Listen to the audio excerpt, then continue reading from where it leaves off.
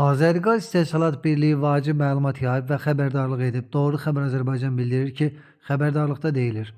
Sabah, yəni yanvarın 16-sı Bakının 2 rayonunda qaz olmayacaq. Bildirilib ki, Yasamal rayonu Məhəmməd Xiyabani küçəsində qaz xəttinin yerinin dəyişdirilməsi, eləcə də Suraxanı rayonu Hövsan qəsəbəsində qaz sızmalarının aradan qaldırılması işləri ilə əlaqədar sabah səhər saat 10-dan etibarən qazın verilişi dayandırılacaq. Eləcə də Sabah Masallı rayonunun bəzi kəndlərində də qaz kəsiləcək. Bu barədə Lənkəran Regional Qaz İstismarı İdarəsi məlumat yayıb.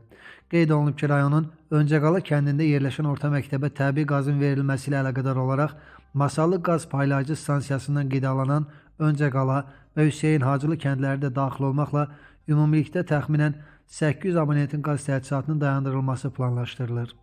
Qaz təchizatı avadanlıqlarını nəzarətdə saxlamanızı və təhlükəsizlik tədbirlərinə ciddi şəkildə riayət etməyinizi xahiş edirik deyə məlumatda bildirilib. Qeyd olunub ki, işlər bitəndən sonra isə həmin ərazilərə qazın verilişi əvvəlki qaydada bərpa ediləcək, yaranacaq müvəqqəti fasiləyə görə Azərqaz İstehsalat Birliyinin rəhbərliyi həmin bölgələrin abonentlərindən üzr istəyir.